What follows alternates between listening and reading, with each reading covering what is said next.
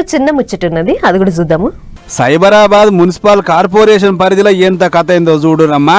Kukatpally Alvin colony దిక్కైన పంచాయతీకి ఇది. అసలు ముచ్చట ఏంటంటే, యోగిడ కర్రె పాయింట్ గులాబీ కలర్ అంగేసుకొని మున్సిపల్ కార్మికురాలతోని కలవాడుతుంది చూడు. ఈ మనిషి ఇంట్లోకించి చెత్త పట్టుకొని యానో తాన వారేసిపోదామని బయలుదేరిందట.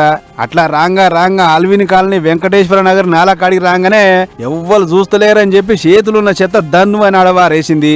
అయితే ఆడ అప్పటికే కావాలన్న ఈ మున్సిపల్ కార్మికురాలు, మేడం ఇక్కడ చెత్త వేయద్దు, మీ ఇంటికి చెత్త బండి వస్తుంది కదా దానికి వేయిరి, అంతేగాని ఇది చెత్త వేసే జాగ కాదని చెప్పిందట.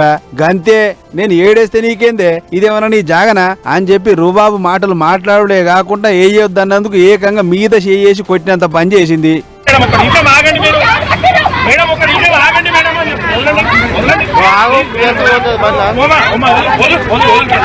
చూసిరా, చూస్తానికి బగ్గ చదువుకున్నామే లెక్కనే ఉంది గాని నోటితోని చెప్పరాని మాటలు అన్నది.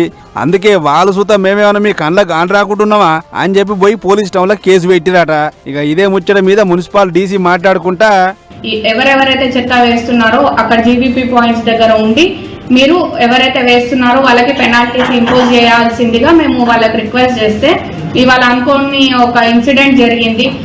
బీయింగ్ ఎ ఉమెన్, తను మా వర్కర్ మీద చెత్త ఎందుకు వేస్తున్నామమ్మా, అలా వేయద్దు, పెనాల్టీ పడుతుంది, మీ ఇంటికి ఆటో వస్తుంది కదా అక్కడ వేయాలని తను చెప్పినందుకు తన మీద చేసుకోవడం జరిగింది.